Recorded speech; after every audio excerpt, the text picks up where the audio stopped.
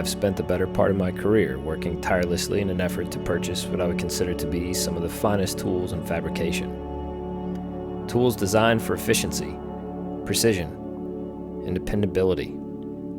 Tools which, if we both do our job right, make it easier to drive profits and afford me the ability to buy more tools. A cycle of which I hope to one day break if I could just figure out where to start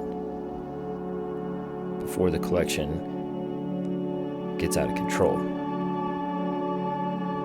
But then I realized that there's an incredibly cheap way to hold panels upright without going and buying more fancy tools, and that's using 2 quick clamps, just like this.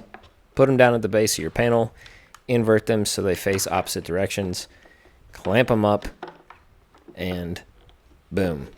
You have panels that don't fall over if you need to work on them. This is great for edge banding, small finish work, hinge replacement on cabinet doors.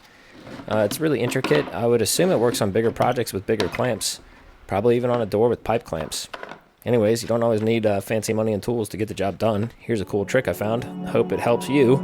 You guys, give it a try with some quick clamps inverted backwards on a panel. Hope you all have a great day. See ya.